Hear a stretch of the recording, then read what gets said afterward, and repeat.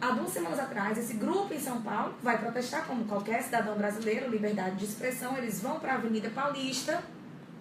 E lá, sabe o que acontece, André? Um sírio aparece no meio da manifestação e joga uma bomba. Atentado terrorista na Avenida Paulista. Pessoas machucadas, pessoas desesperadas. Eles saem, inclusive, espancando pessoas, homens e mulheres. Nossa. Conseguem pegar as pessoas que jogaram a bomba. Quando chega na delegacia, quem são? São sírios, que não falam a língua portuguesa. E em pouco tempo na delegacia já chega os advogados dos direitos humanos e eles não ficam presos nem mesmo um dia. E ainda relativizam a situação como se tivesse sido uma coisa banal. A imprensa mostrou como um tumulto, né? Houve um confronto entre manifestantes, quando na verdade é um árabe jogando uma bomba no grupo de brasileiros que estão no seu país. Muçulmano, exatamente. Então eu queria que a Adel explicasse pra gente por que a imprensa, né, e esse pessoal dos direitos humanos tem uma proteção assim, privilegiada para esses grupos. Foi ótimo você falar da questão da imprensa. Aliás, teve uma vereadora também lá protegendo esses criminosos. Uma vereadora do PSOL, que estava lá no outro dia. Tinha que ser, né? Pois bem. Para você ter uma noção do porquê, já que me perguntou por que a imprensa fez isso, eu vou dar um dado do Wikileaks, né? Eles acreditavam, não é dado meu, tá? Que quem comandava a mídia global seriam os judeus. A famosa teoria da conspiração, judeu é culpado de tudo, né? Pois bem, houve o vazamento de mais de 600 mil notas diplomáticas da Arábia Saudita com o mundo inteiro, com entidades públicas, privadas, pessoas físicas. Isso, hackers. Isso. Não, vazamento mesmo. Vazamento. Certo. Isso. Mais de 600 mil. E nota divulgada pela Wikileaks. Pensávamos que quem comandava a mídia global eram os judeus. Depois dessas notas, percebemos que é a Arábia Saudita. A Arábia Saudita gasta mais de $1 bilhão por ano para islamizar o mundo. E como é que islamiza? Construindo mesquitas no mundo inteiro. Quando a Arábia Saudita negou de receber refugiados no seu território, o Brasil tem que receber, a vereadora. Mas a Arábia Saudita não tem que receber. Quando ela negou, no mesmo período que foi em setembro de 2015, ela simplesmente disse que ia construir 200 mesquitas na Alemanha. Quer dizer, é para islamizar mesmo. Então vamos explicar para quem está nos ouvindo. Então existe uma real crise dos refugiados que estão procurando refúgio. E na hora da Arábia Saudita receber esses refugiados, já que é a ordem da ONU, todo o Golfo. E que todos os países, até países que não têm a cultura compatível, né, estão tendo que receber esses refugiados, a Arábia Saudita, na hora de receber, foi negado. Um país muçulmano negou muçulmanos refugiados. Bilionário, tem melhor condição do que nós, tem a mesma cultura. Mesma cultura. Não, e o pior, é o país, junto com o Irã, que mais exporta o terrorismo no mundo. A base do terrorismo islâmico é o wahhabismo. E é a Arábia Saudita que exporta essa doutrina. Então ela teria por obrigação moral receber esses sunitas. E simplesmente resolveu não receber. Então a mídia, ela se curva diante da Arábia Saudita por causa do poder econômico que a Arábia Saudita exerce sobre os meios de comunicação e diversas outras entidades. Você vê que eu sou muito realista. Eu não...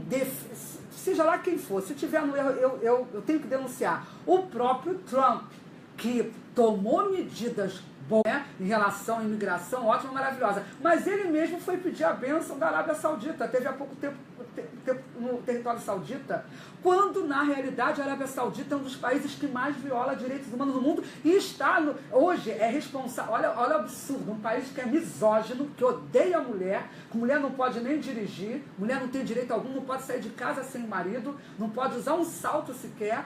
Então, aliás, é o único país do mundo onde a mulher não pode dirigir. Tá vendo o absurdo que é esse país. E hoje a Arábia Saudita é o país responsável no Conselho da ONU ligado a direitos das mulheres. É a Arábia Saudita que determina hoje, ajuda a determinar como a mulher ocidental deve se portar, quais são os direitos que ela tem. Um país que é misógino. Olha só a contradição, André, porque a gente está falando da ONU, né? A ONU que está criando políticas, né, com essa aparência, essa motivação humanitária, né, e convencendo nações a obedecer o seu comando para que sejamos nações humanitárias. E essa mesma ONU coloca sentado na Comissão de Direitos Humanos um país como a Arábia Saudita. Então, como é que eu vou colocar na Comissão de Direitos Humanos um representante de um país, né, que diz que homossexuais devem ser mortos, que mulheres que desobedientes sejam espancadas, mulheres adúlteras sejam apedrejadas, meninas de 9 anos possam ser dadas em casamento, tudo isso em forma de lei. Tudo isso em forma de lei, em forma de cultura. E o mais triste disso tudo é que precisa ser denunciado. O Brasil precisa saber. A ONU é um ambiente judeofóbico, né? Porque antissemitismo abarcaria também o próprio muçulmano, né? Mas é uma entidade que odeia judeu, e está mais do que comprovado com as últimas votações lá na Unesco, e além disso odeia cristãos e se curvou há muito tempo ao mundo árabe. E uma notícia que você, com certeza, as pessoas não vão ouvir em lugar nenhum, é a seguinte: todo país signatário da ONU tem que assinar a chamada Declaração Universal dos Direitos Humanos, que é centrada em princípios judaico-cristãos, né? Os direitos humanos são centrados em princípios judaico-cristãos. Porém, o mundo islâmico abomina, rejeita, odeia, rechaça esses princípios. Aí o que eles fizeram? Vereadora, não assinaram a Declaração Universal dos Direitos Humanos. Aí na década de 90... Quem não assinou? A Arábia Saudita? Os países, todos os 57 países árabes... Que fazem parte da ONU. Que fazem parte da ONU. E não assinaram. Não assinaram. Aí sabe o que eles fizeram? Quando foi na década de 90, fizeram a tal Declaração do Cairo, que é um documento formal aceito pela ONU, onde eles dizem que direitos humanos têm que estar de acordo com a Sharia, que é a lei islâmica. Então, por isso que hoje você pode decapitar, cortar a língua na Arábia Saudita ou no Irã, seja lá onde for, porque a Sharia, a lei islâmica, é aceita, convalidada pela ONU. Que absurdo, né? Para posicionar quem está ligando o rádio agora, a gente está recebendo aqui no programa Alvos da Graça de hoje a Priscila Costa, que é uma serva de Deus, que todos nós conhecemos aqui em Fortaleza, é vereadora aqui em Fortaleza, e também a doutora Andréia Fernandes, que é advogada internacionalista, e ela é diretora e fundadora da ONG Ecoando a Voz dos Mártires. E ela está aí levantando para nós vários dados importantíssimos acerca da nova lei de imigração que está prestes a ser aprovada. E nós, como cidadãos e, sobretudo, como cristãos, precisamos nos posicionar em oração, mas também precisamos nos posicionar como cidadãos que têm o seu direito de expressão e podem dizer não para isso. E para isso vai acontecer aqui em Fortaleza hoje uma passeata, vai acontecer aqui em Fortaleza hoje um protesto desse tipo, né? Aí eu quero falar com a Renata, que também está aqui conosco hoje, para falar como que vai ser essa questão que hoje vai ser colocada para que as pessoas possam estar, se quiserem, participando e se posicionando. Tudo com muita reverência, muita organização. Não é uma coisa bélica. Apenas um posicionamento enquanto cidadãos. Não é isso, Renata? Exatamente. Então, esse momento que nós teremos hoje, lá será às 18 horas, uma manifestação contra essa lei de imigração, contra a soberania, né? Nós estaremos lá presentes, todos reunidos, na Beira-Mar, a partir das 18 horas, em frente ao Clube Náutico, tá? Então, a intenção das pessoas se reunirem lá é justamente deixarem claro, deixar a opinião que nós somos contra essa lei de imigração. Em que, a partir do momento em que você pega a legislação brasileira, você deturpa, já existe uma lei, que é a legislação dos refugiados, né? Dos refugiados não, minto. Estatuto do Estrangeiro, corrigindo aqui. Então, se já existe um Estatuto do Estrangeiro e nós nunca tivemos problemas com eles, nós, como cidadãos, temos que questionar por que a necessidade de uma lei de imigração. Por que a necessidade de nós abrirmos as portas sem nem sequer levar isso para questionamento da própria população. Então, essa manifestação hoje na Beira-Mar será para dizer: olha, Temer, representantes políticos, nós estamos aqui para dizer a vocês que nós queremos, no mínimo, uma explicação plausível do porquê que vocês estão levando adiante um projeto de lei que pode vir a ser extremamente perigoso para o Brasil, assim como está acontecendo em outros países. Então, gente, convidamos vocês hoje às 18 horas, na Beira-Mar de Fortaleza, em frente ao Clube Náutico, para estar presente conosco, né? Se posicionando lá, nem que seja só a presença de vocês para dizer, olha, eu não estou sendo omisso ao que está acontecendo no meu país, eu estou aqui para dizer que eu sou contra esse projeto de lei, até porque se aparece alguém na porta da sua casa, você não abre suas portas para qualquer pessoa. Então você não vai abrir o seu país para qualquer pessoa. No mínimo, se chega alguém na porta da sua casa, você questiona, quem é você? O que é que você está fazendo aqui? Então é o tipo de coisa que a gente tem que fazer em relação a essa lei de imigração. Por que ela está assim, o que é que está acontecendo, né? O que está além das nossas possibilidades. Obviamente que nós como cidadãos também não temos como estar ali fiscalizando 100% todos os projetos de lei que existem no Brasil, e é exatamente dessa forma que eles acabam implantando projetos perigosíssimos, principalmente para os cristãos. Então eu peço a vocês que nos acompanhem nesses trabalhos, nós estamos tentando transmitir essa mensagem para vocês, estejam conosco hoje lá na Beira-Mar, nessa manifestação contra a lei de imigração, e amanhã estaremos também com a presença também da vereadora Priscila Costa, da Déia Fernandes. Estaremos na Assembleia Legislativa em uma palestra da Déia falando justamente sobre os perigos da lei de imigração, sobre refugiados, sobre essa perseguição contra os cristãos no mundo islâmico. Então contamos com a presença de vocês, que também será às 18 horas, no auditório Murilo Aguiar, na Assembleia Legislativa.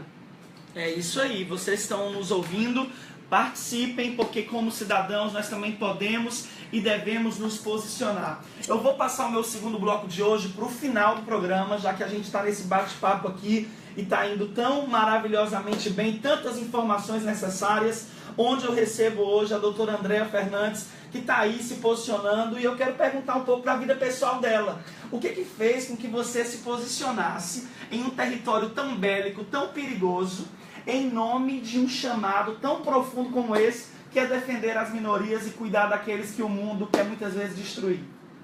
Pois bem, eu quando terminei o curso de Relações Internacionais, eu ainda não sabia qual a área que eu iria me especializar de fato, apesar de já estar fazendo cursos em todo o Brasil na área de Oriente Médio, porque eu tinha uma paixão muito grande pela questão de Israel. Só que o que me fez, porque eu sou cristã, né? O que me fez perceber que eu precisava de conversão, porque eu posso afirmar que o Brasil precisa de conversão nesse sentido. Conversão é mudança, é mudança de atitude. Foi quando eu tomei conhecimento, em agosto de 2014, que o Daesh, o Estado Islâmico, estava promovendo um verdadeiro genocídio contra cristãos. Quando eu soube pelo meu cunhado, porque eu li os jornais, mas só as notas, né? E quando eu soube que eles estavam pegando mulheres, tinha um vídeo que eles pegavam várias mulheres, colocavam uma do lado da outra e iam cortando aos pedaços, cada uma, e deixaram uma viva, vendo isso tudo, e depois mataram essa mulher. Quando eu soube disso, eu falei, meu Deus, está havendo um massacre e eu, como cristã, não estou fazendo nada. Esse pessoal precisa de socorro. E nesse dia eu pedi muito perdão a Deus e falei, eu vou usar o meu conhecimento técnico, eu vou me levantar nessa nação como um arauto dos cristãos, porque eu já tinha uma noção, pelos meus estudos, que era a minoria mais perseguida do mundo. Então eu falei, bom, eu agora vou largar tudo de mão, largar escritório no centro da cidade, tudo, para poder me dedicar a esse povo. E quando eu tomo conhecimento, por exemplo, que mãe cristã está sendo obrigada a comer o próprio filho, o Estado Islâmico leva as crianças, quando a mãe não deixa levar, com raiva, eles depois trazem um prato de comida, dão para essas mulheres e depois falam que a carne que elas comeram é a do filho. Nós vivemos num mundo em que os cristãos hoje no Brasil estão felizes, contentes, dando glória a Deus e aleluia, e nesse exato momento a cabeça de um cristão vale $500, tá? Nesse momento, pescoços de cristãos estão sendo abertos, o sangue está sendo retirado, colocado em garrafa, está sendo vendido a mais de $1.000, para árabes sauditas ricos lavarem as mãos no sangue de cristãos, porque acreditam que vão ter uma certa porção de poder se lavar o sangue na mão dos cristãos. Então está havendo uma barbárie. Na Nigéria, onde mais se mata cristão, nem se fala no assunto. E esses cristãos estão precisando de você, que está me assistindo, você que está me ouvindo. Tem cristão que está passando fome, sede, frio, está passando todo tipo de necessidade. Não tem voz no sistema internacional. Então chegou a hora do cristão brasileiro viver o verdadeiro evangelho. A fé sem obras é morta. E o que está havendo hoje é que Deus está esperando do cristão brasileiro que ele se posicione. Você que é cristão, eu estou usando um diálogo, eu não costumo usar questões assim bíblicas na minha fala, a ONG inclusive é secular, mas já que eu estou numa rádio evangélica, no meio de cristãos, eu quero até convencer esses que estão me ouvindo para lembrar que quando Jesus esteve no deserto, primeiro, ele levou a palavra, curou e tudo mais. Depois, ele vira para os discípulos e fala, vocês têm que dar a eles o que comer. Os discípulos queriam que eles fossem a regiões circunvizinhas para conseguir pão, para conseguir alimento. E Jesus falou, vocês é que têm que dar. E eu posso afirmar, como especialista, que hoje o Oriente Médio, Ásia e África são um deserto em que cristãos e outras minorias estão passando por necessidades terríveis e não podem contar com a ONU, tá? Não podem contar com países do Ocidente, não podem contar com ninguém, eles só podem contar com a igreja, que ainda tem condição de fazer alguma coisa. E é necessário nós nos posicionarmos. Então foi isso, essa dor pelo meu semelhante, não só pelo cristão, mas pelo meu semelhante que está sofrendo horrores, que me fez abrir a boca. Fantástico termos ouvido esse depoimento pessoal, porque isso está ainda mais proeminência ao pano de fundo que estávamos conversando. Não é apenas uma advogada, não é apenas uma internacionalista, não é apenas uma diretora de ONG, não é uma pessoa que quer aparecer, não é uma pessoa que quer fazer algo para que todas as outras olhem e aplaudam. Pelo contrário, ela está num terreno em que muita gente quer se esconder, onde as pessoas estão fugindo, porque falar sobre questões relacionadas ao Islã, ao mundo muçulmano, que já engloba aí a palavra terrorismo, é um negócio perigosíssimo, e nós precisamos cobri-la de oração, e é isso que faremos a partir de hoje. Queremos conclamar todas as pessoas que estão aí nos ouvindo e também nos assistindo, porque eu tenho certeza que cada pessoa que está aí nos ouvindo tem participação no que pode ser feito como mudança prioritária e efetiva na vida dos nossos irmãos cristãos ao redor do mundo, né, Priscila?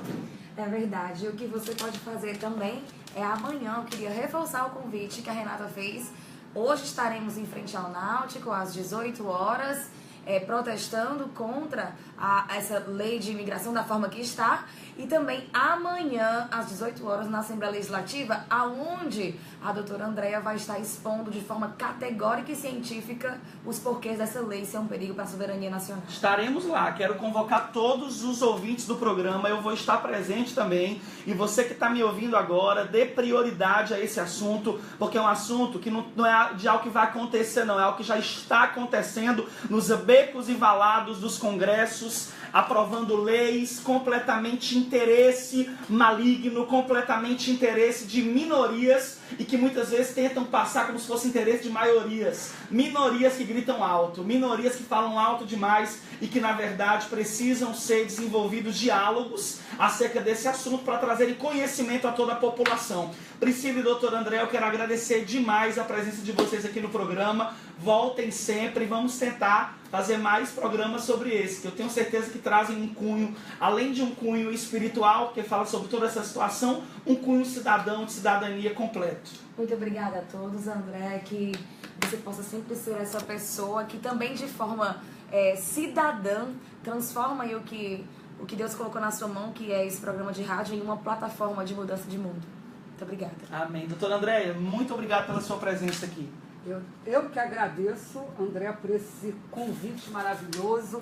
Que Deus abençoe a sua vida e a todos que trabalham nessa rádio, assim como a minha querida vereadora e a Renatinha aí, que só está trabalhando atrás aí.